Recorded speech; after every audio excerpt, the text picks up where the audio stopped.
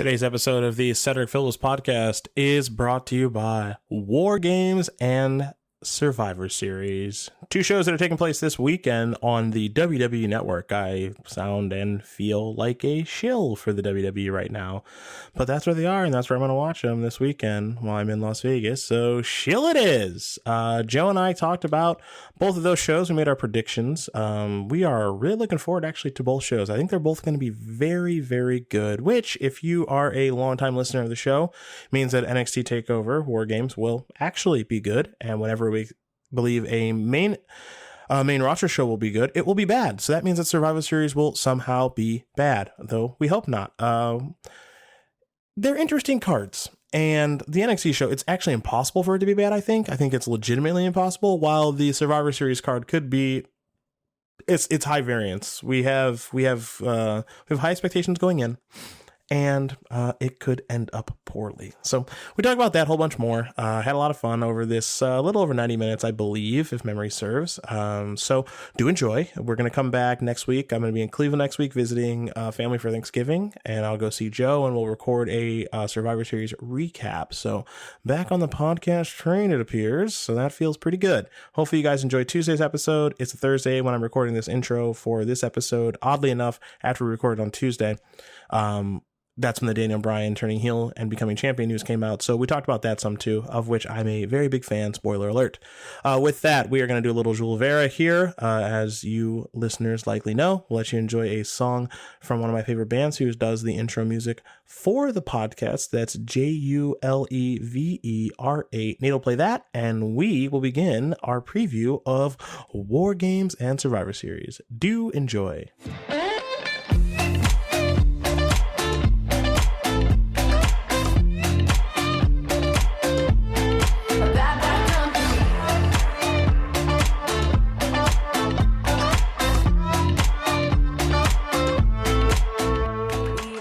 Everybody, welcome to another episode of the Cedric Phillips podcast. Ethernet Cable Talks here. I am your host, Big Daddy Stupid himself, Cedric Phillips, at Cedric A. Phillips on Twitter, Instagram, and Facebook, which I don't even use anymore as a website, which is very strange. Oh, look how cool you are, cool guy. Yeah, I'm very trendy. I am joined by, I'm going to get this right today, Joey Bags. Sir, please. That's Sir, please. SIRPA. God damn it. It's because you interrupted me. Sarpalas.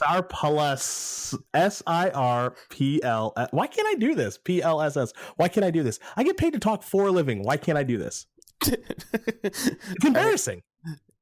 Dude, I'm an IT professional, and today someone told me, did you turn it back off and turn it back on again? I literally, if I could have gone through the phone and bashed the guy with my phone receiver, I would have. Ooh, I had an IT thing happen to me at work yesterday. So I come into work, my laptop, I have a work laptop that I plug into a dock. Mm-hmm. And so I just open up the laptop. I don't even turn it on yet. Open it on, push the power button, nothing. And it's a Dell, and it's not like the battery came out or anything. Yeah, there's no battery. That would have been my first guess. Yeah, because there's no battery for you to pull out and push back in or whatever. So I'm looking at it. I just push the button, nothing, and so my buddy TC is like, you try holding it down. I'm like, hold the button down. Literally just nothing is happening. So I go to my boss's office and I'm just like, I think I'm gonna have to work from home today because this is not working. And I push the button, nothing comes on, and he's like, let me see it or whatever. He's just like, did you try shaking it? And I'm like, what are you talking about? And he's fans? Yeah, so he takes the battery, he takes the computer, pushes the button, and wiggles the computer a little bit, and it turns right on. Well, sometimes you got to wiggle it just a little bit. Never even considered or saw that coming. Why would you? Come on. Yeah, wiggle the computer, and then we just both burst out laughing. I'm like, I'm gonna go back to my desk now.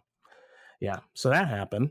As far as a lot of people enjoyed you gave me a pretty good beating at the beginning of the last episode. You didn't deserve it, or no, I definitely deserved it. I actually listened to it back myself, and the air conditioning a little man with an ice cube blowing on you that's a good beat. As far as how things are going with the Ethernet, the comfortable zone. Yes, it's very useful. It's actually right now, believe it or not, the heat is on, and I've gone outside the comfortable zone. I'm at a cool 55 right now. Because like the comfortable zone is actually the uncomfortable uncomfortable zone. It's way too hot, right? 70 is really hot. Dude, people don't understand that. Like, if you're even a little bit large, 70 is not necessary. Yeah, that's a lot. Why do I want like 70? That's a lot, man. I don't know about 70. Today at the office, I had a meeting where they changed the chairs out in the conference room. Okay, conference room, 5 minutes. Okay. And I literally just said at the start of the meeting, I'm just like, first order of business, these chairs are shit. Yeah. That's how I started the meeting today that I was leading. Why did they change the chairs? I don't know, but the new chairs are like real skinny. Okay. And they don't have armrests that you can adjust. Ooh, okay, that's so not like, good. And they're metal armrests and they're stuck in place. So it's just like, it's like, imagine if you took like the kind of chair you sit in a doctor's office, but put wheels on it. No, I don't want to imagine. I don't want to imagine that. Doesn't have any back support. I almost just threw it through the window. I'm not gonna lie. Throw it right in Nia Jax's face. I'm not kidding when I say that this meeting features like, I don't know, almost everyone in the meeting makes six figures, right? Okay, sure. And I just go, these chairs are shit. First order of business. Just so you all know, this is unacceptable. These chairs are hot garbage. I said these chairs are not acceptable for anyone tall or fat. No. All right. Let's see. So today, we're gonna do a little Survivor Series and Wargames preview. I am excited about both pay-per-views. What's your excitement level at this moment before we cover anything? Pretty high for both, actually. Wow. Which means 100% Survivor Series is going to blow chunks. That's how this works. I'm going to start the show with one saying, Survivor Series is shit. Yes. That's the first order of business. It actually looks good. Which means it will disappoint. With one notable exception. Oh, we'll get Supremo and Epico soon enough. Trust me. We're going to start with NXT because it technically goes first, and it's the show I care about way more. Now, do we want to get to Daniel Bryan's turn now or when we get to the match? Nah, we'll talk about it when we get to the match. So can we just make the comment that they're just quietly running a 4-match show? Yeah, I'm not sure. I'm really upset that they should have put the Matt Riddle match should have made the show. Actually, you know what? I just thought of something. I take it back. We have made a running joke about how Cassius Ohno's not allowed on the main on the main card. They must have realized what was happening and then immediately took it off. Yeah, and they just went, you almost got on, but we can't have that happen. We can't have that happen. It is like kind of disrespectful to me, like towards Matt Riddle a little bit. Like, why wouldn't we want him on the main? This is just a main match card. It's stupid to me. And also, he's like arguably like one of the biggest debuts in NXT history. And he deserved to get the classic, CJ Parker beat down in his first match, and that was going to be Cassius Ohno or whatever. I agree. And now it makes it like it's going to be weird to have his debut like just on a regular show on the Wednesday after, and especially that show because it's taped. Yeah, I don't even watch that one most of the time. Me neither, because it's like usually just like the leftovers of the previous Takeover, which it will be once again. I'm going to give you 90 seconds. Mm-hmm. Tell me what I need to know about Matt Riddle. I only watched his debut match, and I know he's the king of bros, and I know nothing else. He wrestles like somewhere something like a Brock Lesnar-ish style a little bit with more submissions. So like imagine if Brock like did more of his like Brock lock type stuff, but he's very powerful. Okay. And I don't know. He wrestles barefoot. He is very naturally charismatic in the way of like I hate to even say this, but like even like kind of like in a Logan Paul kind of way. Okay, sure. Like where he's got like that like likable bro-ness to him. He has smoked a lot of pot in his career. So I've heard. But I think that might be a little bit overblown. Like he smokes pot like, for his anxiety or whatever, but I don't think like he's just like 24/7 high. He was a pretty good MMA fighter, and then he and Dana White kind of got into it, and like he basically got blacklisted from MMA. That's what I heard. Yeah, I read like a little bit about that, not much, but I did read that. The thing about that makes him valuable is he can wrestle almost any style of match, and he's capable of wrestling in any role in the match. where he could work from underneath, he can work from on top, it could be a submission style match, a striking style match, a grappling style match. All of those things he fits in really well with. So he's basically good at everything. My main concern, obviously, is that I don't know if I think he's great at anything. Like, he's really good at a lot of things, and in the ring, he's going to be tough to beat because of the fact that he's bringing a lot of different styles, and he's going to be entertaining pretty much every time he goes out there. But I've never really loved his promos, so that's what he needs to work on while he's in NXT. You know who you reminded me of just upon first viewing of promo? Rob Van Dam. I think that's a pretty good comparison. It might be a little lazy on our part because of the weed stuff, but yeah, like a very shrug. He's a big shrug. It's a bit. Yeah, he just strikes. In his promo on the most recent episode of NXT, he did say debut instead of debut, which I imagine was on purpose, and I thought it was I thought it was kind of funny, but I was also just like, did he really just say debut? All right, sure, I guess. It was a very bro-y thing to say. For sure. Yeah. And I don't know. I mean, he seems... I liked his first match. I mean, it was against Random Jobber. I'm a very big fan of any wrestler that gets to wrestle barefoot, which I hate that Rusev isn't allowed to do that anymore. Who knows how long Riddle will be allowed to, at least until Vince sees it, though, it'll probably be fine. Yeah, well, I mean, if he gets hurt, if his foot gets injured, bam, that is immediately. Yeah, that is. Yeah, we know that. So, okay, that's all we need to know about Matt Riddle. We'll check out that match when it happens. First match on the NXT Takeover Wargames card we'll go over is... There are no misses on this one, folks. Oddly, I think this might be the first match. Aleister Black versus Johnny Gargano? I mean, I kind of think it has to be, because I don't think they want to open the card with the 2 out of 3 women's match. I don't think so either. I would imagine Wargames is probably going to main event. I don't think that's a lock. I don't think it's a lock, but it is the name of the show. Well, the last one didn't. Yeah, right. It didn't. I think it was Drew beating Bobby. That's true. I think you're right. Let's take a look. Wargames 2017. Are we sure Wargames didn't main event? No, I think it did. Okay. No, it did. It did. Okay. I was wrong. Okay. So I do think Wargames will main event. I think that again. So yeah, the only match that makes any sense. They're not gonna lead off with the championship match. So I think Aleister Black, Johnny Gargano is the opening match, which is insane. Yeah, that's an insane opener for any card. Jeez. This is gonna be weird, but I think Johnny Gargano is a lock to win. Ooh. All right, talk to me. So I think Aleister Black is headed up north pretty soon here, like very soon. And I think this is only the start of the storyline for Gargano. And I think this is end of the line for Aleister Black, but I do think Gargano will cheat 100%.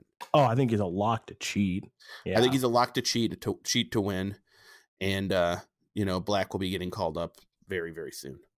They don't need to call him up, but I do think they will.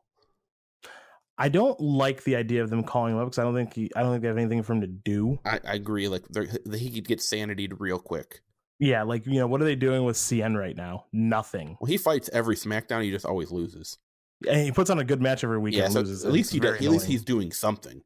But like Sanity was just off TV for 2 months. Banned.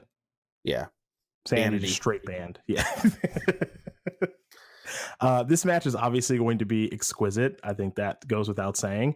I really don't know what's going to happen here.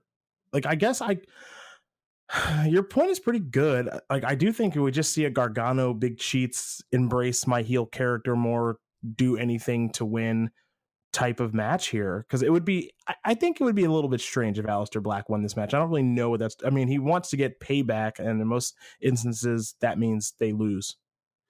Right, that's the only confounding factor here. But like, if you look at like the guys are like the next step in their stories, it doesn't really feel like. I guess Aleister Black could win, and then Gargano could beat the absolute tar out of him after the match.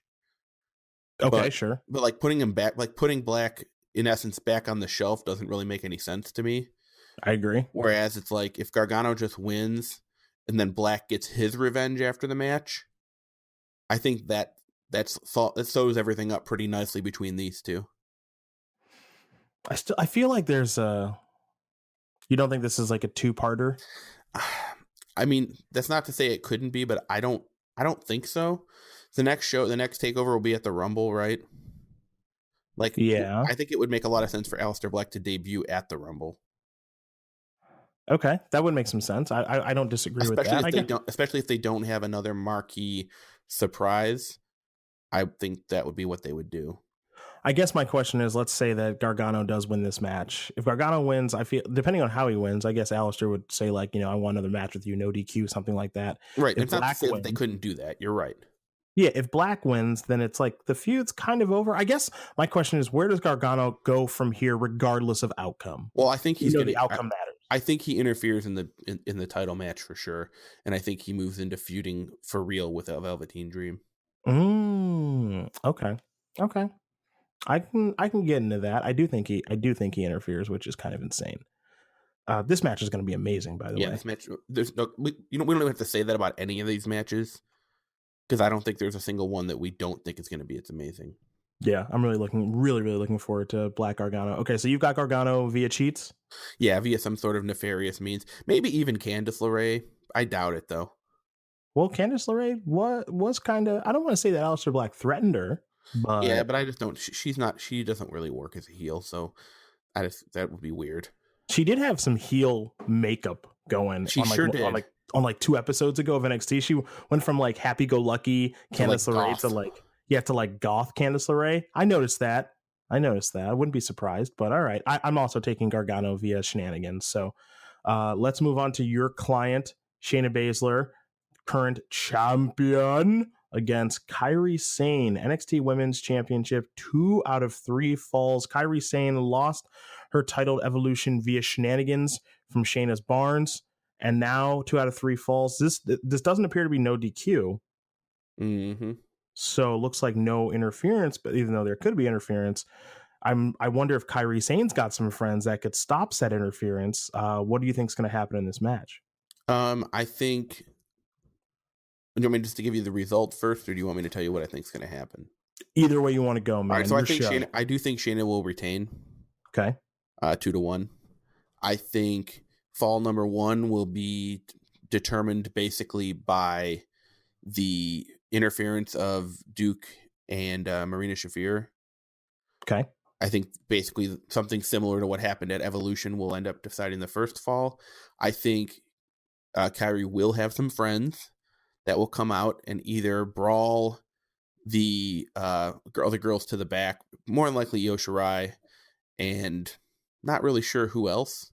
Maybe Dakota Kai could come out and brawl those other girls to the back, leading Kairi to get the second fall. And then I think in the third fall it'll be they're going to let them have an actual match. Okay. And I think Shayna will take advantage of something that, like Kairi had been injured early in the match, like during the 3-on-1 attack or whatever. And, eventually like Shayna will just pass her out or whatever. So this match is obviously going to be really good. They have amazing chemistry. They really do. It's really, really something. Which is cool. From such different worlds. It's so cool because like, Shayna's still pretty new to the business. Yeah. And like, that like Kairi's like looks at this match and looks at Shayna and just goes like, this is something I can work with. Yeah, for sure. They just like, and then she just goes out there and like works the ideal match for Shayna. Like playing like basically a pure, underdog babyface, getting bullied, et cetera, and making Shayna look like $1 million. But Shayna holds up her end, no problem.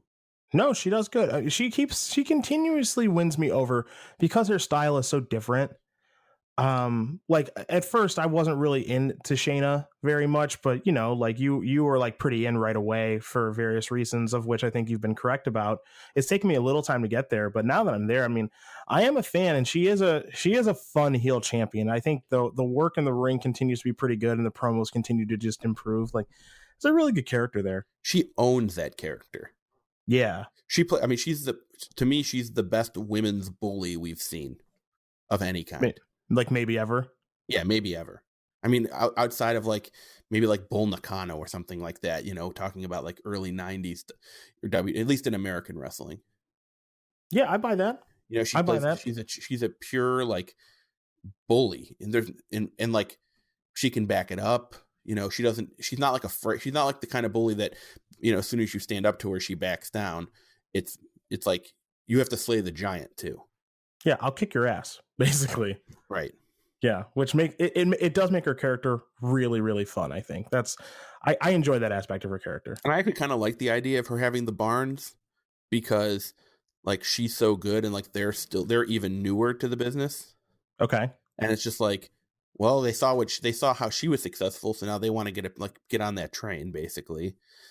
And you know, they've been friends with her forever, and it makes a lot of sense. I think we'll see some. I think my prediction is pretty strong here. I wouldn't be totally stunned if Kairi somehow pulled it off in 3 falls. It's definitely going 3 falls. And I do think that we will see some interference.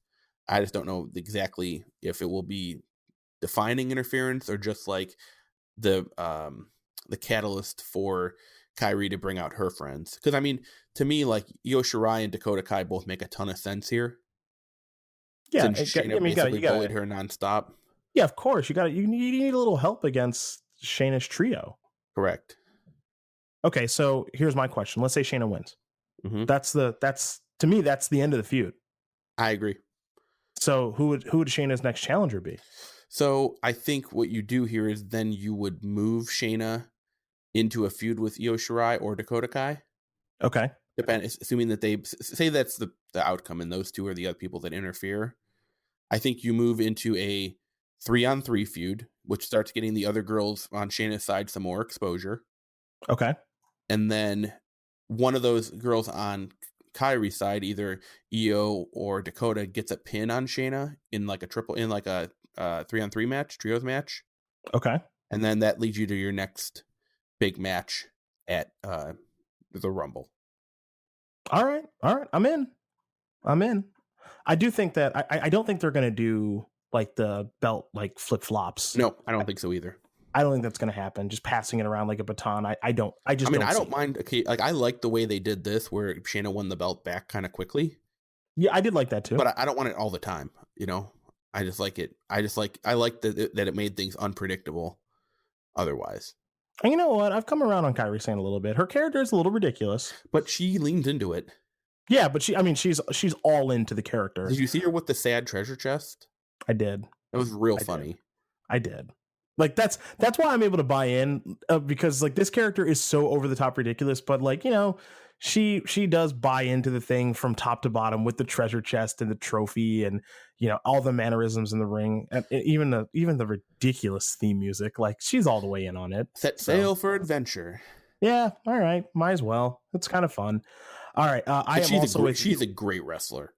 I agree. So I agree with that. I don't like some of her moves. You mean the weird stomping thing that she does? The march? So yeah, like it's weird to call someone out on that, like because wrestling is so much about theatrics. But yet that seems especially ridiculous to me as well.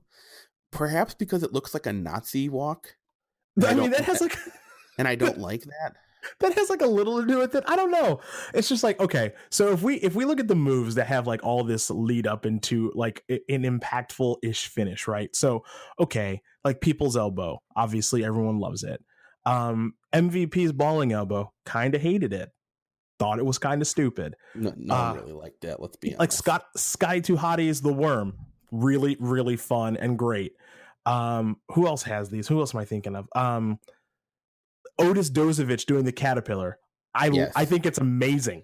I agree. I think it's amazing. And I can't think of everyone who has like these moves with all this stupid, ridiculous setup and they hit a thing. But for some reason, just like the stomp, I never really get into it.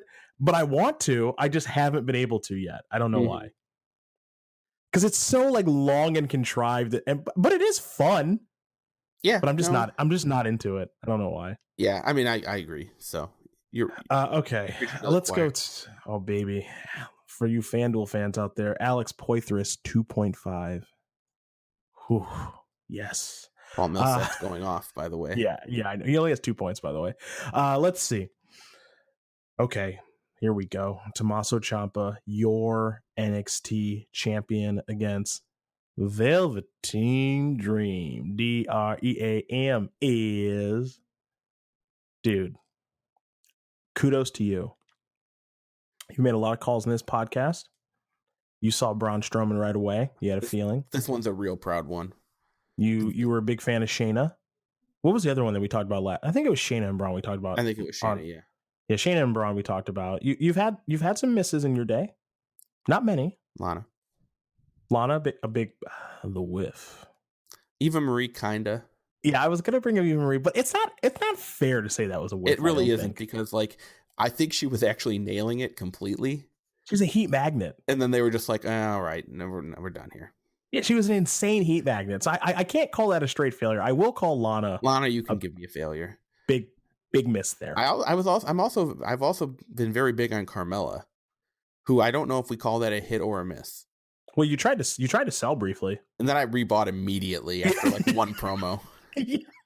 So it is a combination of hit and miss. However, I think this might be your greatest hit of all time, and that includes Braun, who is like one of the biggest people on the main roster. The reason why this one's so good is it was a literal see him at a house show and just be like, nope, he gets it. This guy's going to be insane.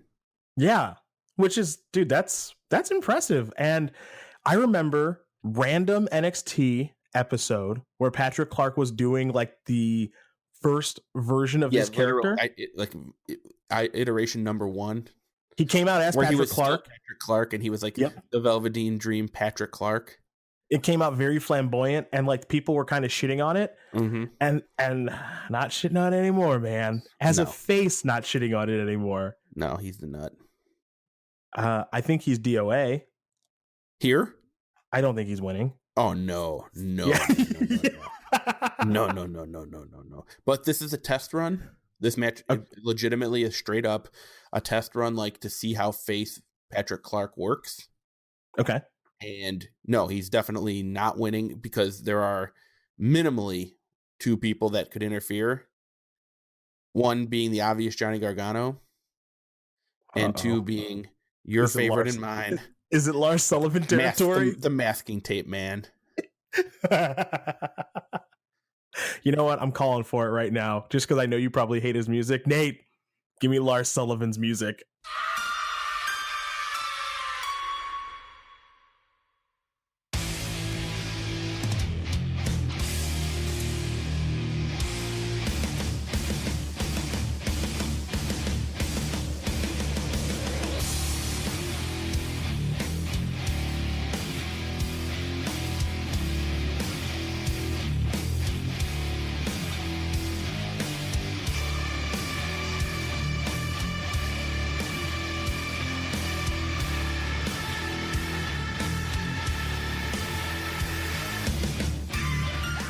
I only hate it for one reason. Because at the house show that I went to, it played for not joking like 13 straight minutes. And it's like one guitar riff, and it just then it restarts. I do love his intro, and I like the music. So I wouldn't be able to handle it if it played for as long as you mentioned. I'd probably just lose my mind. It was actually causing me to start foaming at the mouth and shaking. Yeah. So I would have some concerns about that, but I'm still not out on Lars. I'm not willing to buy stock in Lars. And I just so that for full transparency here, I've been shopping around my Baron Corbin stock. There are no buyers. I can't get anyone to buy at a very reduced rate. Did you try selling it as Constable Corbin shares? At a very reduced rate. No one's taking. How about did you try selling it as Baron the title and then Corbin? No, instead of Baron Corbin? No one wants it anyway? No one wants it with his stringy long hair, with his belly that's covered up. No one wants anything to do with him. JC Penney clothes? Ugh, boy, yeah, that vest is probably $12, by the way. Yeah, whatever vest he's wearing, it's bad. But yeah, no one's buying there. I'm not willing to buy it on Lars, but before we'll get the. Well, actually, we won't get the. How would you say your Naomi shares are doing? You know what? Those are is divesting a thing? Yes, is that a thing? Let's say they're doing that. Yeah. Okay. Quick aside. Did you watch SmackDown this week? Yeah. Did you see when like Becky Oh was my going by god! the And Naomi women? like put her hand out like for a handshake. Yeah, Like and then I can do it. and then she was just like, and then like Becky kept going, and she's like, okay, and it's like Naomi, please. Do you know that people want to see Naomi versus Ronda Rousey? Zero Zilch. is the answer. Zilch. The answer is was zero. The answer to that question was clearly Asuka, by the way. Yeah, I know, And, which is and super tilting. And they're just like, nah. Like this was like the perfect opportunity to rebuild Asuka. You could have reheated Asuka so fast here. Yeah, I was actually really upset and the crowd was like totally into it because I still think she got by far the loudest reaction. The crowd I think is still really into Asuka. Yeah, they are. And instead, she's like this dancing buffoon right now. It's really frustrating. Also, I get why they always default to Charlotte because Charlotte is like a big star and it's super safe to default there. Yeah, and it's very easy, just like very Cena-esque, right? Where it's just like, we're in trouble. Default Cena, like default Charlotte, right? And I actually liked the storyline. I hated the hug though. I did not like the hug. So my personal belief, not to go off on a tangent, and I'm sure we would have talked about this later, but my personal belief is that was unscripted and that Becky is legitimately real pissed and real emotional right now. I believe that's true because this is the biggest moment of her career. I feel like Charlotte is her real best friend, and she was like, she got caught up in the moment and dropped her character for a second. And you know what? That's totally fine with me. Yeah, me too. If I was Becky, I would be fucking furious. I would put my fist through Nia Jax's face. I was watching Total Divas earlier tonight, and Nia Jax was on there, and the entire time they were talking about their greatest fear. My greatest fear is that Nia Jax injures somebody else, but this time it's real serious. Yeah, that's totally legitimate. Fucking sloppy piece of shit. Well, how about Tommaso Ciampa, who's not sloppy? Tommaso Ciampa is amazing. Velveteen Dream is amazing. I'm really excited to see the dynamics in this match. The best part about the Dream is that there's absolutely zero reason to rush. So he gets to have like these kind of developed, lengthy like interactions with people like over their entire time in NXT. Yeah, which is cool. It's really cool because like, we all know he's going to eventually come up and be the nuts, but why rush it? Like, why not just give him as much time as possible to like get as much different experience? Because what he needs is just in-ring time, more and more in-ring time against different styles. Because he's got the character work down. He is in phenomenal shape. He's got the look, he's got the character, and he's good in the ring. So just getting him more chances to wrestle against different types of dudes and in different roles is what he needs to do. Totally agree. When he comes up, he should be the most complete prospect they've ever had. Yeah, since he started there. He started when he was like 19 or some shit. He started super young when he was like 19, and he's gotten an opportunity because of the way NXT has been over the last 5 years to wrestle some of the best workers in the world. So learning his craft while wrestling the best workers in the world while refining his own character. And that's extremely powerful. It's extremely powerful that he should come up on the main roster with the fans having seen him as a cocky heel, as an underdog face, and as a tweener. Like, they should definitely have him try to work all those roles while he's still in NXT. Yeah, I'm with you on that. There's no rush here. And honestly, there's no ceiling. There's no ceiling. He has an unlimited ceiling. You're such a velvet. It's because he's your client. I get it. I mean, that is a big part of it, but he's also just amazing. He's amazing at his job, and like he's super young and has plenty of time to continue to get better. And like he has a natural charisma that connects with the crowd. That he strikes me as truly special. Yeah, I'm right there with you. He is DOA here too, though. Yeah, I was gonna say, and that all said, he has no chance. He is DOA. And we're doing all of this. We're doing all of this selling of the V Dream. I don't want to sell Mr. And I always get this wrong. It's Ciampa, not Ciampa. And I'm not correcting you because I said Ciampa earlier, but when I always see it, I usually say like a champ. So no, Ciampa. That's actually right. You're right. It is Ciampa. Yeah, but it's Ciampa. Tommaso Ciampa. For some reason, I always say Ciampa because I say Project Ciampa. Yeah, same. And it's Project Ciampa. But it's weird. That's really weird. That doesn't flow off the tongue. Yeah. Like Tommaso Ciampa is fine, Project Ciampa is like, It's different. Yeah. Plus, I want to chomp. Always chomp. Food's so good. Chomp. Food is so good. I had a hibachi tonight. It was so good. I'm okay. So during this podcast, I'm actually going to do this during the podcast. By the way, I'm going to order Cheesecake Factory for pickup. Mm-hmm. I have no idea what to order, so I might just do some scrolling through the menu. No. Use a fucking randomizer. Like, well, I might get something I don't want. Like, how is there really anything you don't want? Fine. Spin the wheel, make the deal. We'll see. We'll get to that later. Ciampa's great. He's gonna win. I don't want to undersell how great he's been as the champion, because I think everything that he's done, like, he's a little bit overshadowed right now on the show, which is strange. But like, yeah, because there's so much going on the show and it's so good right now. But like, he's been amazing. Yeah, he's been great. I think that he always shines on the big shows too, so I can't imagine this isn't going to be great. I definitely see Dream. I do think Dream will either get a visual pin on him or will be just about ready to put him away when the interference comes. Okay, maybe hit the Purple Rainmaker. Yeah, or be like getting ready for it with Ciampa like totally dead. And then the interference comes and like Ciampa does the old like roll over with his head. Like, yeah, where he's so good at that. Roll over. Yeah. Gets the pin. Yeah, that's fair. All right, next match. Final match on the card. It's time for Wargames. Ricochet, Pete Dunne, and the War Raiders, who I'm really into now, against the Undisputed Era, who are my favorite team. And I've actually, so last episode I had us play some it's like an awesome Drew McIntyre mix, and I forgot to say who it was by. It's by Wrestle and Flow. Make sure that's probably wrong. Hold on. No, that's right, I think. Make sure. Wrestle and Flow, who you can find on Instagram and on Twitter at Wrestle and Flow. And right now, he also did a rap to the Undisputed Era, who is my favorite act going in NXT. So we're going to play that real quick. Nate, do your thing. Shock the system. Walking arenas, I'm shutting it down and I'm raising the bar. Y'all look like the kind to get lost in the shuffle, just playing the part. I belong in the light. Y'all can just stay in the dark.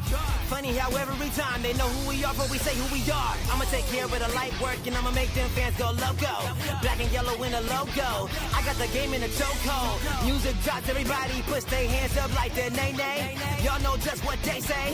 Adam Cole, baby. They will not leave any doubt in your mind. This is the moment that they waited to have. So knock you out with a punch of a kick of a little bit of... All right. Make sure you give Wrestle and Flow a follow. Tell him that you found him in my podcast. Maybe he'll listen to it. He's dope. Josiah Williams. Very, very talented individual. No, my name is Joe Gagliardi. What do you say? My name's Joe Gagliardi. Yeah. With that. I think the Era's going to win again. So... yeah. So here's the thing, right? I'd kind of feel this face team is a little thrown together for my taste. Yeah. What's Ricochet doing here? No, Ricochet belongs. What's Pete Dunne doing here? Well, Pete Dunne doesn't like one of these people. Well, I can't remember which Ricochet and Adam Cole have quite a feud going. Okay, and then Pete Dunne doesn't like Roddy for the turn. Yes, but like it's a little ramshackle. Is it okay? So hold on, I'm gonna stop. Is it as ramshackled as Roddy and the AOP? Nothing is as ramshackle as that. Okay, please continue. So it's a little ramshackle, but all the wrestlers in this match are awesome. The worst wrestler in the match is Bobby Fish, which I mean he's really good. So I mean, I guess that's insane. Probably Hanson, but it's close between those two, and neither one is a true weak link. They're both tag team specialists that are really good at their jobs. This should be tremendous, and I don't really see it disappointing in any way. Okay. I think the Era will win here. I'm guessing that, so like you got to feel like I don't think a War Raider will take the fall. No, I think I know who's losing. I think Pete Dunne takes the fall. Yep. Because he goes right back to NXT UK or whatever, and then it's just like, okay, doesn't even matter. You know, he did his little guest spot, and now he goes back to work. Yeah, that was going to be my exact prediction. Because that also leaves things and it's fine. Super open for next year if the Era is still in NXT, which they might be. to have like their final, like would be like it could be like their final curtain call. Okay. At next year's War Games is like, you know, finally like the team that gets together to take them out or whatever. Yeah, I mean, I would leave the era down there for so long. So would I. Because they have revival syndrome. At least everybody besides Adam Cole has revival syndrome. I think they have bigger personalities than that, but I also think that they only work. Man. Like O'Reilly does, but like he's the one I was thinking of. Yeah, I know. So like Bobby Fish and Roddy Strong, you think they're not on main event within weeks? All right, so Roddy Strong is a top main event candidate. Does Bobby Fish even make it to the main roster? I'm not sure what Bobby Fish will be doing besides tagging with people. I see a very Ty Dillinger-esque run for Bobby Fish. If that. Yeah, which is just lost in the shuffle. Part of me thinks that Roddy could just be the next Benoit. You know how long people have been saying that? Since Benoit was alive, not joking. Oh, really? Yeah. Okay. Well, then I'm not special in that regard. Fair enough. He's like the model of a guy who people always say is the next Chris Benoit because he's like pretty medium on the mic, but like that guy, dude, he can't talk. Everything in the ring is super good and crisp and nice, and you like that. But like the thing that's missing is Benoit was a psychopath. And I don't mean that just in the way that he killed his wife and son. He looked like he wanted to kill you in the ring. Like everything looked so intense. Roddy's stuff more just looks great. There's a difference. Okay. No, I buy it, actually. I buy it. Like Roddy's the thing is like Chris Benoit looked like a dude who was like a dock worker or something, you know? Long day at the construction yard. Yeah, Roddy Strong looks like the varsity villain. Yeah, he's really good at jackets. He's really good at jackets. He's really good at. I can just picture him wearing a Letterman jacket like Alex Riley. Oh, easily. Give me a beer, bro. Say it to my face. Yeah. I think the era wins here. The match is going to be exquisite, obviously. Yeah, I think, and there will be no bad matches on this. And I do think War Raiders will get the tag title sooner rather than later. I'm really in on the War Raiders. Yeah, because they're awesome. I'm in. It took me a little bit, but I'm in. Now they're fun. Awesome. Yeah, they're fun. They're fun. They're like the fully realized version of Heavy Machinery, right? Like if Heavy Machinery took everything seriously and just kicked ass, you'd have the War Raiders. Yeah, I'm totally in. They're actually a lot of fun. I'm really glad too, because like I remember. Brief story before we get to Survivor Series, but one night, I don't know, somewhere on the road, maybe in Cleveland, I don't fucking know. Like ROH was on television and they were on TV, and I saw them, and I'm just like, who the fuck are these dudes? And I was just like, yeah, they're kind of lame. And I actually think it has a lot to do with how ROH is shot. ROH looks like a fucking grade school play production. Yeah, like the way the camera angles are and everything, I just couldn't get into watching it at all. Understandably so. Yeah, and that's like, like it made me not be able to appreciate people's work and all this other stuff. And I'm just like, maybe it's just something wrong with me. I don't know. But like, I just couldn't get into it at all. So I was just like, okay, these guys are just some big doofuses who hit some high impact moves. But now that I get to see them in NXT, like I'm in. I'm totally in. I like their gimmick. The crowd's not even that into it yet, but they're going to be on Saturday. Excuse me. And it's going to be fun. All right. You ready for Survivor Series? Yes. You ready for Murph Dog Millionaire? My client. It's not the pre-show match. There's. Oh, right. Okay. I guess we got to do the pre-show match first. God damn it. All right. Hit the Ascension's music.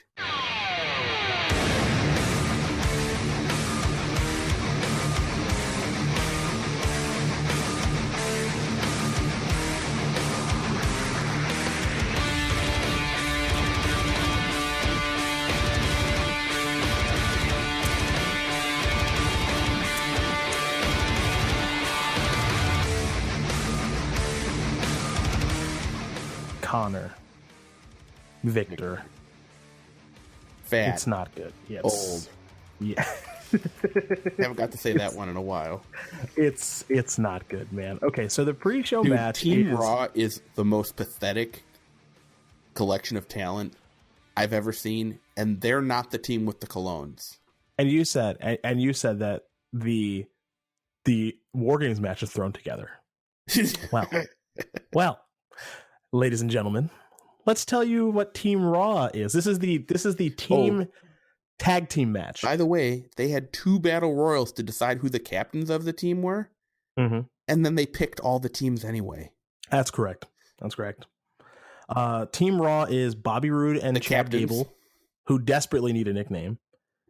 The Revival, one of the best tag teams in the world. The B Team, which are mostly a joke tag team, who had a 7-week title run. That is correct. Lucha House Party, who are now apparently on Raw and no longer on 205 Live. That's for those of you weird. For new people out there, it's Lince Dorado, Kalisto. I Wrestle Good. What did he say? Lucha Good? Good Lucha Thing.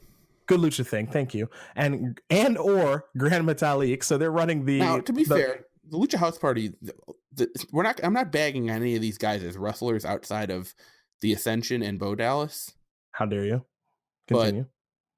But what is this? The Ascension is the other team. That's, of course, Connor and Victor. Connor winning 2 singles matches in a row. I don't know what this is, but it gets better.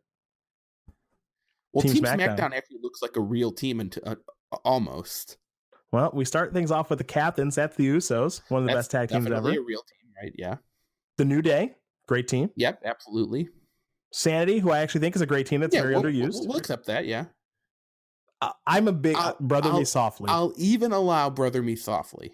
I'm a big Luke Ellis, and I'm actually a really big Carl Anderson fan because I follow him on Instagram, and he's very funny. He's very funny, and I will definitely allow them. I mean, they're not that far removed from being one of the best tag teams in the whole world. I agree. It is interesting. Like when they came, it was a really big deal. Like 2 years ago. Yep. And then they were in like the AJ Styles Roman Reigns feud, and like they were really like near the top of the card, and now it's just like, Brother Me Softly. Yeah, just never on the show. And of course, 2 people who it's unclear how they continue to keep their job.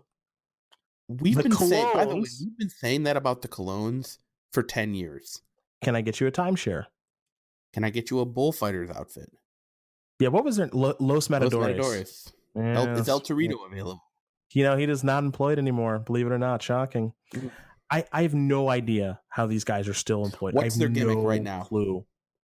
Probably angry heels for reasons we don't know. Angry Hispanic guys? Yes, that's all I think of. I think that is correct. Yeah, that's always their gimmick. I remember they came out a few SmackDowns ago and just attacked somebody. I remember that too, but I don't know who they attacked. I want to say it was the New Day, but it might have been just who knows. But I just know I know that it happened. They ran in and I'm like, who's this? And it's like, clearly it's the Colognes, of course. But of course, who else could it be? My bad. So, I don't even give a fuck who wins. SmackDown's going to win, though. Well, they have the 2 real teams, so yeah. That's why they're going to win. Not that the Revival's not awesome, but the way they're booked, they're basically like they've been space jammed. I like to pour one out for someone in this match, by the way. All right. Bobby Roode. It's been a tough time in the main roster, my friend. Who's had a worse year, Bobby Roode or Big Cass? Well, Big Cass has had the worst year of most people. You're right. Big Cass has lost everything. All right, who's had a more disappointing year? Bob Roode. I think you're right, because like Big Cass's thing was like not all his fault. Like he got injured, and that sent him down a spiral. Bobby Roode's just been going out there every week doing nothing. Just doing nothing as a face. Nothing. Just saying glorious. If Bobby Roode turned now, who cares? No one cares. Yeah, no. Who cares? No. Yeah. By the way, you remember where Bobby Roode was in last year at Survivor Series? He was in the main event. Correct. He was in the main event. He was in the main event match. Welcome to the pre-show, Bob. This is brutal. Yeah. Bobby Roode's run as NXT champion is my favorite NXT champion run. It's my favorite one. Well, he was a dominant champion for a year. Times have changed. And now we have this, huh? Okay. Well, let's move on to the main show now. Now we can get to my client, Buddy Murph Dog. Yeah, the Murph Dog Millionaire. Versus your least favorite wrestler in the world. I don't like him. I don't like him. One bit. I do not like Mustafa Ali. I think he's boring. I do not like you, Mustafa Ali. He's not green eggs and ham. Yes, he is. All this heart, take it somewhere else, bro.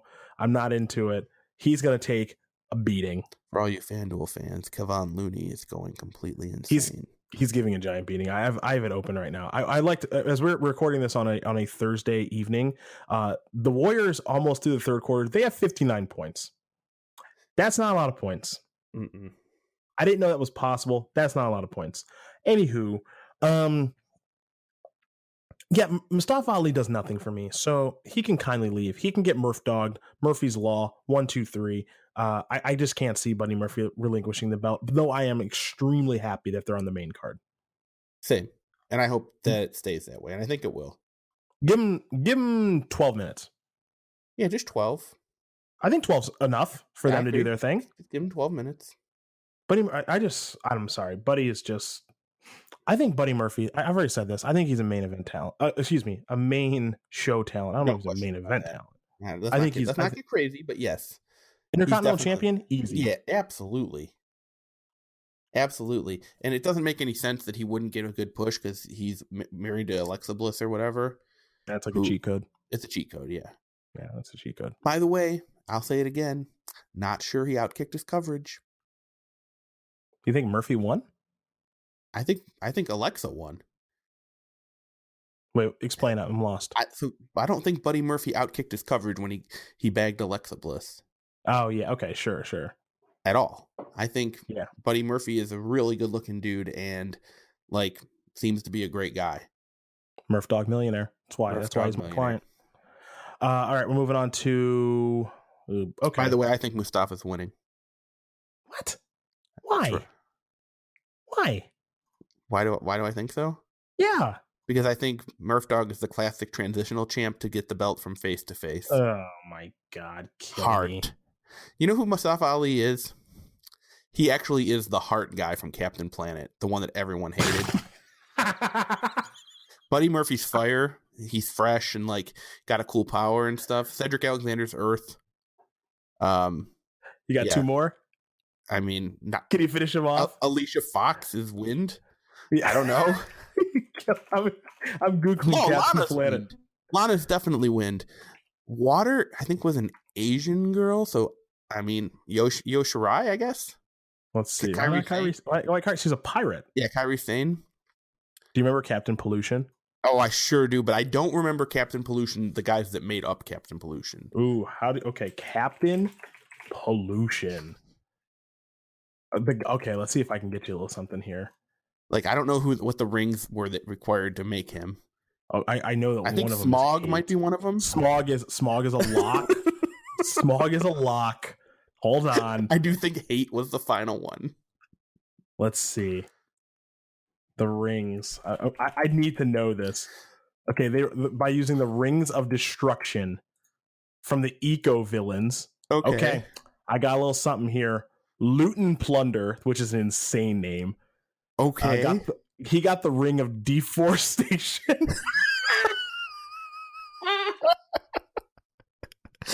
Duke, here we go.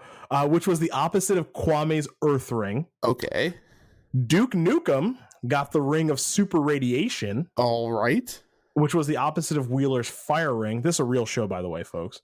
Here we go. Sly Sludge. He got the ring of Smog. Yes, which was a Smog. Yep, which was the opposite of wind. Linka's Wind Ring. Yeah. We got Verminous Scum. Well, I want that to be my name. Which is an insane name. He got the ring of Toxics, which was the opposite of G's Water Ring. Right. And then Dr. Blight gave herself the ring of Hate. There it is. The opposite of Heart. The opposite of Mai Tai's. Mai Tai is an insane name. Mai Tai's Heart Ring. That is so racist. Holy shit. So racist. Hold on, I gotta see what Mai Tai looks like. You don't remember? Show. No. Oh yeah, he's like a small South American boy. That is so racist. Whoa, that is real racist. Ooh. Man, cartoons when we were growing up, by the way, were so racist. Racist. He's a hero. Gonna take. Verminous Scum, by the way, is SKUMM Scum. Where were we? Gonna take equality down to 0. How did we get on this topic? Because I called Mustafa Ali Hart. Right. He Yeah, is I hope he actually loses. Hart. Hopefully he gets fired. I hope he takes a giant Hate. beating in this match. Yes, definitely hate. Okay. I have a bad feeling about that, by the way. But I think the match is going to rule, and I'm rooting for Buddy. So, all right, women's match, Survivor Series match, Team Raw, Mickie James, Nia Jax, Tamina, Natalya, and Ruby Riott. Honest question: is this the worst team ever assembled? I mean, that's a team. I've seen some teams. I can already tell you how this is going to play out. Actually, I can't. Hold on. Jax, James, Tamina, Natalya, and that's a really bad team. That team is horrible. Bliss is your captain, along with Liv Morgan and Sarah Logan. They're just going to be hanging out, causing trouble. Against Team SmackDown with Mella is Money, Naomi, Sonya Deville, congrats to her, Asuka, and then TBA? The only people it could be that would be surprising would be, I guess, Nikki Cross. But like, it seems obvious it would be Mandy Rose, right? I'm a little, but you can't and the fifth person, Mandy Rose. You can't do that. She's not a big enough character. I mean, the only people that make it could be Nikki Cross, or I guess you could do if whoever lost the women's title match from NXT. Well, I was thinking not your Nikki. Oh, come on, Nikki. Nikki Bella time. That Maybe is my Nikki. Yes. Yeah, your client. Could be Nikki Bella time. Just saying. I guess it could be. It feels to me like almost a lock SmackDown wins this one too. Oh, you think? Especially now that Nia Jax has got to be on the mega shit list. I mean, also look at the teams. I wonder what's going to happen. Well, couldn't you have seen Nia Jax running roughshod through this though? And then losing to Asuka? Yes, I could have. Yeah, you're probably right. Yeah. So the real question is, how many survivors from SmackDown? I say 2, Asuka and whoever the TBA is. Well, Sonya Deville's she gone. Carmella doesn't need to win anything, so she'll be gone. Probably take a dance break though. For sure. She's so really good looking. Wow. Yes, Carmella is a very, very attractive woman. Let's see. Naomi? They like to have Naomi do things a lot. They do. That's the most general way to describe her. They're always just hey, you know who should win this battle royal? Naomi. Why? Naomi, sure. Yeah. Well, she's black. He likes to do things. Is good. It's really good. Yeah. Okay. I mean, this is a SmackDown lock, man. They got to win some matches, and look at this Raw team. I mean, I think SmackDown's winning the tag match, and they're winning this match. Yeah, I'm in on that.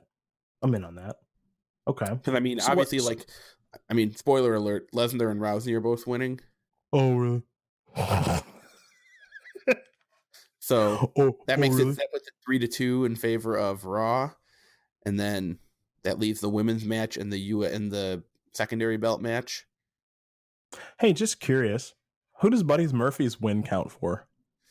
Buddy's Murphy? Shut up. Who does Buddy Murphy's win count for? Counts for Cedric and Sar, please. That's me, and that's you. All right, let's go to. Okay, I want to go to I'm not going to another team match right now. I can't do another one. Raw versus SmackDown champion versus champion tag team. The Bar versus AOP. I have a gripe that I have to get off my chest that I don't think I've got to do on this show yet. Just real quick. I know what it's going to be, but go ahead. AOP, huh? They not have a name? What's that stand for? AOP. Yeah. What is that? You can't just go AOP. Anyone going to tell us what that stands for? Nope, just AOP. Nope, just AOP. Your tag team champions. AOP. Ladies and gentlemen, AOP. Is Drake Maverick going to be there to take out the Big Show? Is that what the plan is here? Yeah, it's probably going to work well. This is driving me nuts that this is a thing. It's like Authors of Pain is a really good name. That is a really good name for a tag team. Paul Ellering was also a really good manager for them. Yeah, how did they fuck this act up? I don't understand. AOP. Who's Drake winning? Maverick. The Bar. Who's winning? Yeah. For sure. I just can't. Dude, the Raw tag division, nah. It's not good, dude. No, it is not. AOP is going to just have these belts for a while because there's just no one to take them. Yeah, who's their next challenger going to be? The Lucha House Party? I mean, that's probably who it is, right? Most likely. I just Great. like, I'm not interested in that at all. Like, Nope. so the nice thing about this is a little time, assuming this match gets some time. This is some time for the AOP to like show out a little bit and show people who haven't seen them like what they can do. Yeah, except for they're wrestling two real big guys. Yeah, So you beat me to it. They're not going to be able to just like throw them around. Yeah, because AOP is really good into throwing around like Gargano and Ciampa. Or even like the Revival. Yep. Yeah, they're not throwing page. Sheamus around. Nah, it's gonna be like a big hoss battle, and it could be good. Fine, but I don't know. I think AOP needs to win this match, but they won't. See, I think they could. I think this could be like the upset of the night. That's what I think. Yeah, all right, fair enough. That's a just random guess. I think it would be nice if it happened. If you think that's happening, then you pretty much are guaranteeing that you think Shinsuke is beating Seth. I think you could use it. How's that sound? You sure? Why? How's that sound? Raw versus SmackDown, champion versus champion, Seth Rollins versus Shinsuke Nakamura. I mean, this is also obvious. Hey, Dean Rollins, what are you up to? Interference. Who's Dean Rollins? God, I'm an idiot. Fuck. Hey, Dean Ambrose, what are you doing? Interference. Or just like his music hits, he comes out to the stage and Seth is distracted. And Kinshasa. Well, actually, hopefully ball punch. Ball punch and then Kinshasa. Kinshasa, and that's game. Yeah. Is it sad that we could just book this ourselves? Is it sad that like this just like and the mailman himself is here and he's wrestling against the guy who is like whatever the opposite of the mailman is, like who always brings it every time. Yep. So we've said this before, but if Nakamura can't have a good match with Seth Rollins, he can't have a good match. I mean, this match is going to be good. I think it will be too. And I think for sure your booking is correct that Dean Rollins will be out there. That's my guy, Dean Rollins. Yeah, Dino, the Rollins-Chino, will be out there and causing such an idiot. Causing the interference. It's really awesome. I'm such an idiot sometimes. Dean Rollins, everybody. Yeah, I mean, Seth is... Are there betting odds? Do you have betting odds? No, I don't actually have them. Yeah, if you could look them up. I want to know exactly how much money I can bet on Shinsuke to win. So I have a story for the podcast next week. Good idea. Because I'll slam jam. I will slam wham a jam. Karl Malone? Absolutely on the mailman Karl Malone. I would actually, if there was a bet I could place on ball shot Kinshasa from Dean Rollins interference, and I said Dean Rollins on purpose that time. I know. I would be in. I would be in on that. Shinsuke's favored. By what is it? He's minus 155. Okay. So so the matches we've already talked about. Team SmackDown tag team is minus 300. Team Smack. Did we go over that match? Oh yeah. Cologne's. Okay. Yeah. Buddy Murphy's a minus 190 favorite. Oh, okay. Team SmackDown is a minus 150 favorite in the women's elimination tag match. Okay. Team SmackDown is actually a minus 130 favorite in the men's elimination tag match, and I could actually see them winning. I could see SmackDown winning all of the elimination matches. Okay, save the other ones. Save the other ones because we're gonna go over. We're gonna go Bar over and the Authors. match. You want to hear that one? Oh yeah. Bar and the Authors. Authors are minus 230, so they're pretty heavily favored. Okay, fair enough. All right, let's go. Let's do the team. Let's do the Survivor Series match here. All right. We got Raw. We got DZ. What is your boy? Team? What these teams are like? They don't like the guys. Don't like each other on the teams. That's what the story they're going with. That's the tech, man. You know they love this. Disgruntled teams. Dolph Ziggler, my client Drew McIntyre, my client Braun Strowman. Yep, Braun Strowman. No one's client. Brendan's client, Finn Balor. Yeah, very good with jackets. And then Leo Rush's client. Lashley. Wait a minute. Baron Corbin is going to be accompanying them? You bet your sweet ass he is. Your client, Baron Corbin? Someone buy. Anyone listening to this pennies podcast. on the dollar. Yeah, I'll give you anything. Just please take the throw in with any other with buy one get one Baron free. I mean, this is very Carmelo-esque, but I won't waive him. Yeah, no. I'm calling every team, every listener. Please take it. Yeah, literally, if you listen to this podcast, even if you're not a regular listener or someone that we mention all the time, you've already tried the locker room, right? Yeah, I've tried Stu. All right. Not buying. I know Bob Charlton has no interest. That's tough. That's tough. There's got to be some owner out there, maybe an expansion franchise. Would anyone take them? This is all you're getting. You're getting Baron Corbin, but maybe you can make that something. Yeah, End of Days. Anyone? No. Okay. Against Team SmackDown, which is the Miz. Yep, dude. That sigh for Shane McMahon. You know exactly what it was for. That sigh for Shane McMahon is so warranted. Please with Shane McMahon. Please with his punches. Please with everything Shane McMahon. The shuffle. I can't. He's gonna come in some. He's gonna come out in some coast. He's gonna come out in some stupid baseball jersey that I can't handle. And sneakers. Yep, I can't stand him. Rey Mysterio. Can't stand you. Do we care about Rey Mysterio in 2018? Here's my thought. He's still totally capable of putting on a really good match. Okay. So like until he gets re-fat again from being on the wellness program, right now he's at I believe Brandon Stroud says all of his stats are at 100, and it's exactly right. Like he's unbeatable right now. Okay. Because whenever Rey Mysterio first comes back, he's always unbeatable. Yeah. And for right now, I'm enjoying it. I'm definitely going to enjoy his big man, little man showdowns with both McIntyre and Strowman and Lashley in this match. So yeah, that'll be fun. I'll be honest. Of the people on the SmackDown team, outside of the Miz, who I obviously think is amazing, Rey Mysterio is the one I'm second most excited to see. Well, we've got Joe Wyatt. Yeah, Joe Wyatt. Yeah, I'm tired of Samoa Joe already. I hate that I'm tired of Samoa Joe, but I am. Can we say we're tired of Jeff Hardy? I am so tired of Jeff Hardy. So tired. I like his face paint. I actually just like it.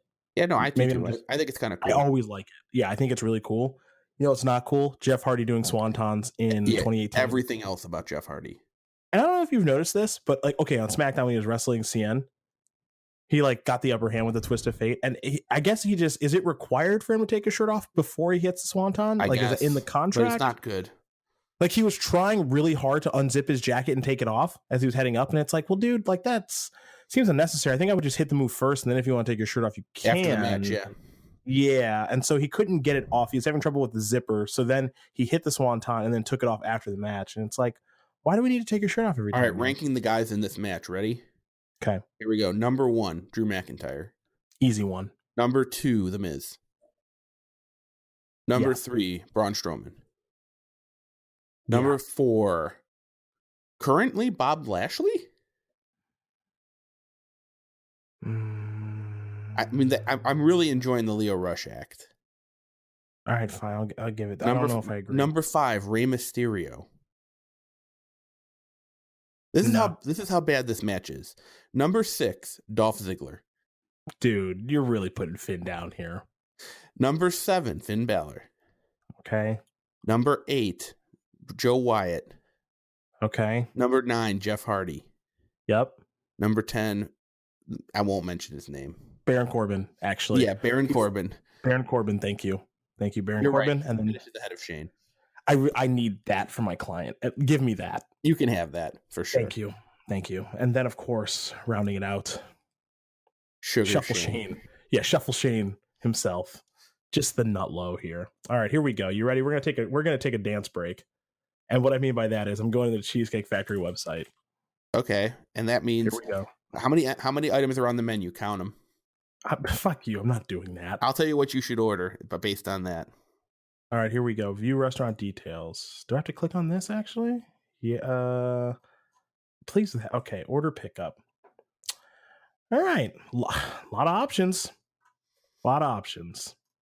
Could go to the specialties menu here. Last time, so I ate there 2 days ago. I ordered. What did I order? Chicken Madeira. Mm-hmm. Yeah. I ordered that last time. $20. It's a little expensive at the Cheesecake Factory. All right, here we go. There's 250 items. Okay. And I just rolled an 84, which is the equivalent to pasta napolitana. Let me see. Is this underneath the pastas menu? Yes. I don't see it. Oh, there it is. Okay, let's see what this is. It's a lot of calories, man. Italian sausage, pepperoni, house-made meatball, mushrooms, peppers, bacon, onions, and garlic in a rich tomato sauce served over Parmesan cream pasta. How many are you looking at the online menu? Yeah, but I don't see the cals. You want to guess? 2,100. 2240. Well, that's what you're supposed to order. That's what I'm supposed to get this. Can I get something lighter? All right, fine. I'll re-roll. All right. Re-roll, and we come up with 89, which is... That's also a pasta. No, it's not. Okay. It's in the steak, chops, fish, and seafood part. Okay, there we go. And it is seared ahi tuna? There's no way they make that well. There's no way. It's not possible. Well, that's what came up. I might go to my special, which is the pasta da Vinci. Dude, this is your life now? Look at this. Okay, sauteed chicken. Yeah. Mushrooms and onions in a delicious Madeira wine sauce tossed with penne pasta. You know that's going to be good. That's my go-to order when I go there. How many calories is that? 1560? It's not horrible. No, because the portion size is legitimately insane. I'll be full. Do you take the whole thing down? Yeah, dude, I'm huge. All right. It's because I work out. I have to have like. Well, no, I know that. Since my activity is way less, I could not finish that. No, you probably couldn't. And I shouldn't probably have pasta this late at night, but like I'm fucking hungry. Well, all right. And we're over here talking about Dolph Ziggler. I mean, yeah. Did you know I've never had cheesecake from the Cheesecake Factory before? It's because cheesecake. This is a hot take. I think cheesecake sucks. I think cheesecake sucks. Yeah, cheesecake sucks. That was going to be my hot take. Yeah. See, this is why we're best friends. I think cheesecake fucking blows. Like I would never pick. It's not that would never want to eat a piece of cheesecake, but compared to literally any other dessert, I think I would pick almost anything else. Yeah, I don't see the appeal. It's like somebody offers me Oreo cheesecake, right? I'd rather have Oreo pie or just Oreos. Yeah. I don't easy Oreos. Like shit, I shit the cheesecake. It's like, but cheesecake with like, some sort of sauce or something on it. No. If I wanted that, I'd have a pie. If I wanted the cake, I'd have a cake. I'm putting my order in right now. 25 minutes from now. Yeah, I think people love cheesecake. You're all stupid. Pay at the restaurant. Place order. Cheesecake's very overrated. Yeah, just like this restaurant, which by the way isn't even very good. I've eaten it like once lifetime. It's around the corner from my apartment, and I can go pick it up, and that makes my life easy. Anyway, back to wrestling. We just have 2 matches left. This is easy. We picking Team Raw or Team SmackDown? Oh, right. Did we finish that match? Yeah, we made fun of it enough. Raw. I think Raw has to win that. Drew. Raw has Drew and Braun. Like, who's beating them? I can't see SmackDown just like eliminating Drew McIntyre or Braun Strowman. Right. I think they're definitely the 2 survivors too. It's also a pretty hard sell to see any of these idiots eliminate Bobby Lashley. Yeah. Also, like, who's eliminating anyone on SmackDown's team? Tell me who's getting eliminations.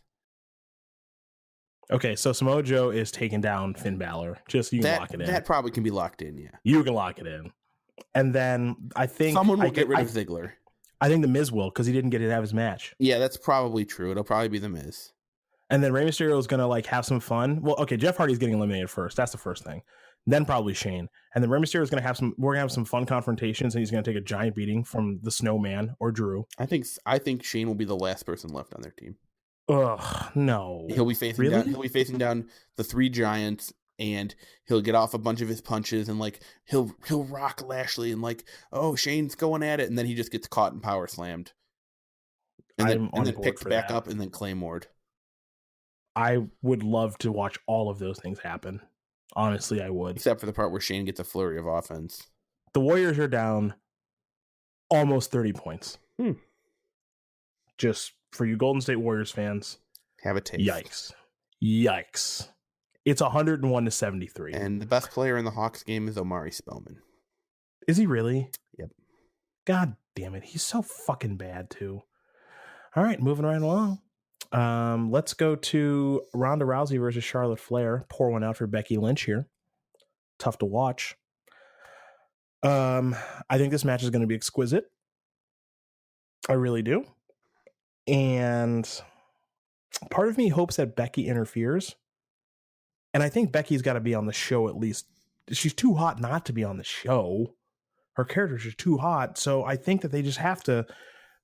It would be weird if she interfered and cost Charlotte the match. But I could also see it happening and being like, you don't get to beat her. There's no chance Rousey loses this match. None. Ooh. 0% chance Rousey loses. But I actually think they might have Rousey. They might start the 4 horsewoman thing here. All right, break it down. I think there's a chance that Charlotte looks like she's about to win. Okay. And then maybe you have, then like Shayna comes out and interferes in the match. And like, so Charlotte goes after her or whatever. Or like, hell, not even. Maybe like the other 2 Barnes come out and like get involved in the match somehow. And even have Ronda like yell, like pretend like she's like yelling at him. Okay. To leave. And then, so then Becky and Sasha come out, or not Becky and Sasha and Bayley come out, and they and they clear out those 2. All right. And then, because they're not on the show otherwise. And then, really, really good booking. Yeah, good booking. So then, Shayna comes out and takes out Charlotte. Ronda gets the win, tainted win. And like, then you have like Ronda help Charlotte up after the match. And then they just apply the beatdown. And then Becky's music just hits and she comes out for the save. The crowd would go fucking molten for that. So you're calling like a Ronda heel turn here? Yeah. Really? Ronda as a face is really not good. She's doing a fine job, but like she's a mean badass. She shouldn't be a face. I mean, Ronda at her best, I think personally, I think she would play an amazing bitch. Yeah, exactly. And like who doesn't, that would be her best character. Who doesn't want to root for the WWE women that we've all watched come up against like these invaders basically from MMA? Yeah. Yeah. No, I'm with you on that one for sure. For sure. I do think Ronda wins. Like there's no reason for Charlotte to win. Right. Charlotte doesn't need that. Also, I mean, if Charlotte wins this match, part of me is just gonna be like, all right, enough. It's like Charlotte got to break. Charlotte got to break Asuka's streak, and it's just like, oh, okay. So Ronda's minus 1,000. Jesus. So. Okay. Yeah. Yeah. I don't know. I think you're right. It would be interesting if they wanted to start. I mean, Ronda might just straight up beat her, and I could definitely see like Ronda just beating her and then not relinquishing the armbar. And then Becky's music hits because they're talking about main eventing that at WrestleMania. Like I actually talked about that on Tuesday, but now it's like a real rumor that they might main event WrestleMania. They got it from this show. They probably did. They got the rumor from here, so good for them. Yeah, Meltzer. Yeah, fucking Dave. What like if Becky can stay this hot? No reason why she shouldn't. I agree. Then like this is a realistic possibility. I mean, I'm in on it if that's what they want to do. I'm so in. Like what I would, the other booking that they could do if they really just wanted to go at this is you have Becky get stripped of the belt because she can't defend it. Okay. Mm-hmm. And then Becky makes a triumphant return at the Rumble and wins the women's Royal Rumble, and then chooses to go after Ronda. That'd be cool. That would be like the literal Stone Cold Steve Austin. Yeah, I think that'd be cool. It'd be really cool, actually. There's so many possibilities with Becky. I'm so mad at Nia Jax. Didn't think we would get to this point with Becky, but here we are. No, of course not. Becky Balboa. I never. Dinosaur promos. Do you remember the face Becky promos and now we're here? Yeah. Whew. Started at the bottom and now we're here. I can't believe it. Honestly, I can't believe it. All right, last one. Speaking of things we didn't see coming. Okay, so SmackDown Tuesday. Catch wind on Twitter that Daniel Bryan. Well, someone in the Discord, actually, someone who listens to this, said that AJ got gendered. Mm-hmm. And I was like, I don't even know what that means. And I had to think about it for a minute. And I'm just like, did AJ like lose to someone? Yeah. The title, and then I go to like WWE.com and it's like Daniel Bryan is the new WWE champion. I'm just like, what the fuck? Mm-hmm. And this was we give WWE a lot of shit. I'm gonna give them a little credit here. I'm gonna give them a little credit. They've done 2 really good turns recently. Yes. With Dean Ambrose and now Daniel Bryan. And some people on the internet were just like, I can't believe Daniel Bryan turned, all this other stuff. And it's like, why the fuck not? Is he just going to be, I was out for 3 years, now I'm back, babyface, root for me, I always lose, eventually win. That shit is boring. Mm-hmm. So people who are just like, I can't believe he did this, like, he's such a natural babyface. Yeah, you don't think he can go back to being a babyface again? Yeah, also his heel. So is Sami Zayn. Yeah, and Sami Zayn as a heel was a lot of fun, and Daniel Bryan as a heel, like when he was coming up through the ranks, was fucking awesome. Yeah, it was. It's like, what are these people talking about? I don't understand. Like, people know this is like fake programming, right? Also, and it's meant to be fun. We just say the honest truth. Daniel Bryan's been he's definitely cooled off a lot. He's boring as shit as a face. He's definitely cooled off a lot. Yeah. Like, this reinvigorates the character. And I'm not even going to blame him. It's just like the time has passed or whatever. Well, yeah, I mean, like, now that he's back and everything, and like, when he came back for WrestleMania against Sammy and Kevin and like got tagged in, like that moment was so awesome. Yeah. And, then they put him in a feud with Fat Ass, and that wasn't great. Not his fault. No, that didn't work out. I mean, not Daniel's fault. He did the best he could with like, Big Cass. But this is classic WWE. It's just like, hey, Daniel Bryan, like, can you fix this problem for us? And he's like, I'll try really hard. Really hard. Yeah, exactly. Yeah. And then it turns out, no, I cannot. No, this guy doesn't have it at all. So like, he gone. But like, when I saw this happen and like the ball kick and everything, I was like, dude, this is great. Yeah, no, it's great. And then they're like, well, what's going to happen at Survivor Series when it's heel versus heel? It's like, I don't know, cheer for who you want to win. Also, is it really heel versus heel? No, it's really not. Like, it's really not. Are either one of those guys like really a heel? It's just classic, just cheer who you want to root for. And you know what? When push comes to shove, like I imagine in this instance, Daniel Bryan will be the face. And by the way, if anyone's worried about AJ, he was the one who pitched it. I believe that. Because because Vince actually didn't want him losing 2 years in a row to Brock. Okay. So if he's clearly going to put over Brock, if they were going to put Brock over at the Survivor Series, because they will never stop putting Brock over, obviously, then, why not? Why not switch it to Daniel Bryan? Give people the dream match that they've been wanting since Brock came back, basically. We wanted this match for a really long time. Yeah. So I love this. I loved everything about it. And I love that Daniel Bryan's a heel. Now automatically, and I haven't broken down the entire SmackDown roster, but like, he's just top heel on the roster now. Yeah, for sure. Right? Because like, as much as I love Samoa Wyatt, like, he's literally Bray Wyatt. He's not your top heel. He's Bray Wyatt. And so who else was going to be the top heel? Like The Miz? I mean, sure, I guess. And we can always reinvigorate that feud if we want to later. I actually think that feud's super interesting now.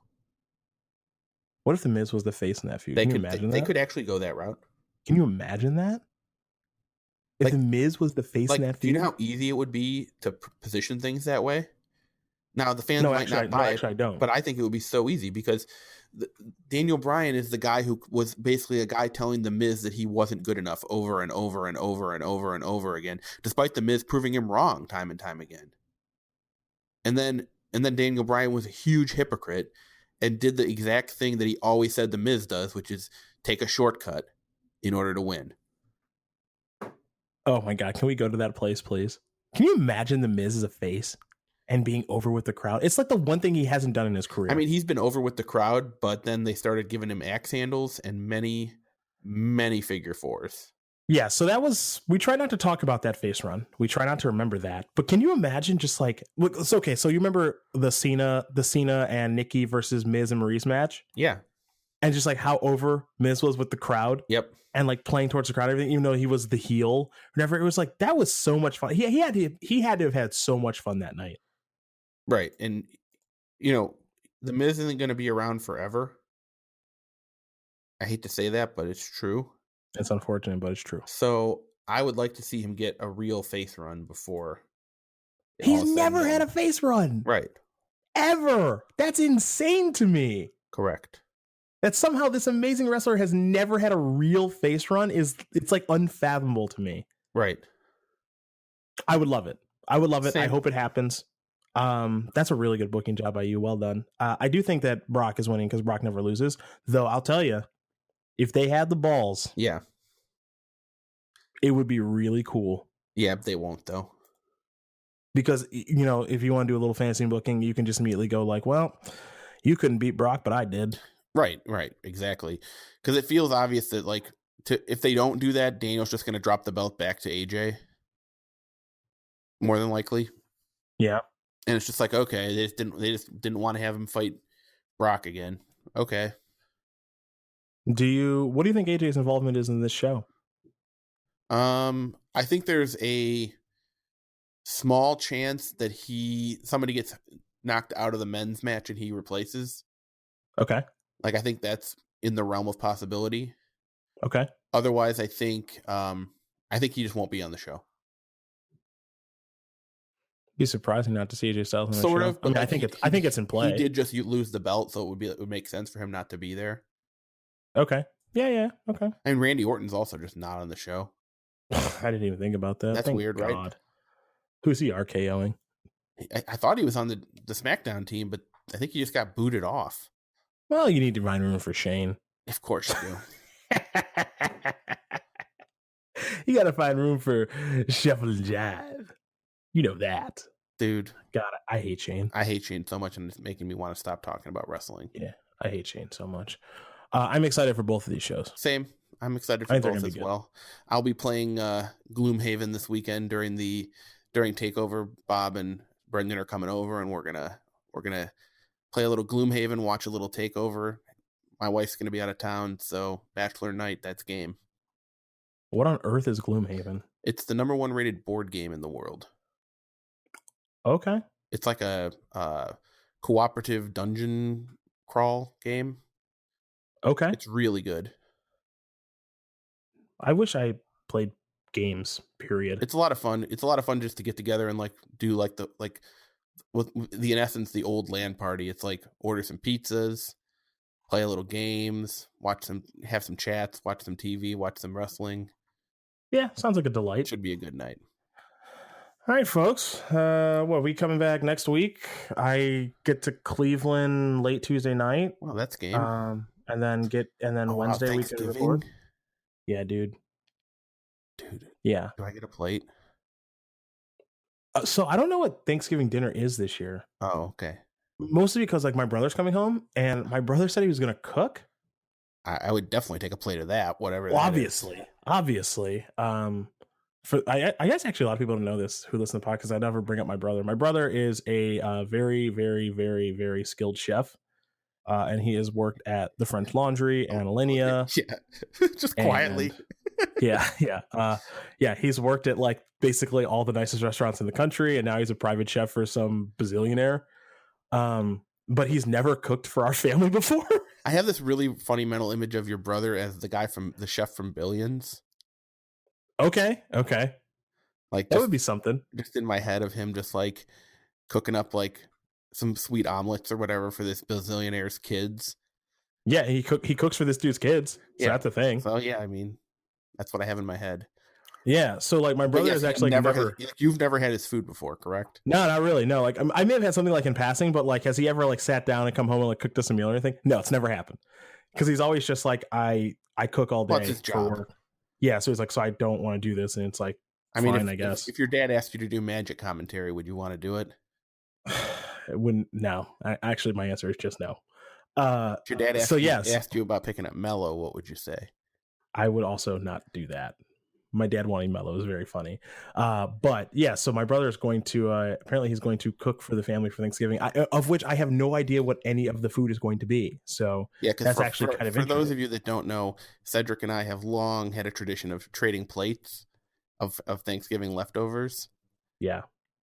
I think I get the good end of that deal, but macaroni and cheese, say it. Although say it. I am insane at smoking turkey now. So I didn't know that. Okay. Yeah. All right, that's a good beat. When do you leave? Monday morning. Oh no! So you're here for the whole weekend? Yeah, I'm there from Wednesday until Monday. Well, that's game, boys. Yeah, I want to go to. I have to take my Swenson's run for sure. Mm-hmm. And then I want to go to Boiling Seafood Crawfish probably. I'm in for that. Yeah, because I haven't been there in like about a year, and that place is the nuts. So probably find some time to do that and record at least one podcast for all of you. Yeah, Survivor Series our review listeners. That's right, all 2,000 of you roughly. Thanks for being wonderful. We really have that many listeners? Yeah. Wow, that's pretty good. Yeah. Wrestle and Flow. Thanks to you for your dope stuff. Cedric A. Phillips. That's me on Twitter, Facebook, and Instagram. And sir, what did I fuck up? Sarplaz on Twitter for Joe. We'll be back next week to talk Survivor Series, and I think I'm going to, or the recap of Survivor Series. I think I'm going to. What bet did I want to place? Oh, you wanted to bet on Shinsuke? Yeah, I think I'm going to bet on Shinsuke to win. And also, you're about to eat some Leonardo da Vinci pasta or whatever. I technically, I've always thought about doing this. I kind of don't want it now. And like, there's no repercussion for me just never going there. No, there isn't. I checked out as a guest. They do technically have my email and phone number, but there's nothing they can really do if I don't go. No, there isn't. But then that makes me a scumbag because like I wasted food. And also, you used to work at restaurants. Yeah, so like I'm gonna go, but like part of me is always just like, hey, what if I just don't go? It was like people when I used to work at a pizza place, they would just order pizza and they're just like, nah. And I'd call them and I'm just like, you ordered this pizza? And they're just like, no. And I'm just like, well, you definitely did. And then they're just like, yeah, we're not coming to get it, so you guys can just eat it, and then like we'd get to eat a pizza. But thanks. Yeah, so I mean, I'm gonna go. It'll be what the Cheesecake Factory always is, totally fine. Nothing special, totally just fine. As fine as Paul Millsap tonight. Yeah, he was really good. I don't win anything today on FanDuel. I also do not win a dime. Yeah. So there you go, folks. We'll see you guys back here next week. Thanks for listening. Bye forever. Bye. Well, are the shows actually going to end up being good? I certainly hope so. We're optimistic, as you may have noticed, and we went off some tangents and had some fun as I'm about to go pick up my food from the Cheesecake Factory. I really should leave it there, but I'm not going to because I'm actually really, really hungry. But yeah, I think that Wargames is going to be fantastic, obviously, and Survivor Series has the potential to be a very good show. At the very least, I think that the Brock Lesnar versus Daniel Bryan match will be really good, and I think it would be amazing if Daniel Bryan actually beat Brock Lesnar in what will likely be the main event. I think that would really help revive Daniel Bryan's character. So we'll see what the WWE wants to do with that. Either way, gonna watch both shows. Gonna do a review show for you next week while I'm in Cleveland visiting Joe and visiting my parents for Thanksgiving. Very quick hitters here about where you can find the podcast: SoundCloud, Stitcher, iTunes, the podcast app, Google Play, Patreon. You can find them all there. If you want to become a patron, feel free. A bunch of match rewards over there. Going to be doing 3 giveaways next week during the week of Thanksgiving. So that'll be awesome as well. And if you like what you heard, 5-star review on iTunes would be fantastic. That'd be great. So thank you. And I don't really say this that often, but I know there are a lot of people who enjoy wrestling. And so if you enjoy the wrestling podcast that we do, it'd be dope if you shared it with your friends so we can get some more listeners. Obviously, I'm happy with all the listeners I have, but more never hurts. So if you don't mind sharing it with your friends, if you enjoy what we do, that'd be fantastic. Thank you, guys. Past that, shout out to Wrestle and Flow. Glad I found your YouTube page and your Instagram. Your stylings are pretty dope. So I hope you don't mind me sharing them with my audience here. So hopefully I get you some more followers, a little more traction. And yeah, I hope everybody has a really good Thanksgiving. And I can't believe I have to say this, but a safe Black Friday. If I don't get this next podcast up all that soon. We plan on recording it on Wednesday and then ideally on Friday, but there's a chance you've already gone out shopping and stuff on Friday, all that good stuff. So hopefully you enjoy Thanksgiving with your families and you have fun on Black Friday, whatever your definition of fun is for Black Friday. If it's going out and shopping, be safe. I'll be in Las Vegas this weekend for the SCG doing coverage with P. Sully and Nick Miller and the rest of the team. So if you're there, feel free to say hello. And then, yeah. That's my life for the next handful of days. So thanks for listening. Usual, you guys rock. Enjoy Wargames and Survivor Series, and you'll hear from me soon. Adios. Don't you know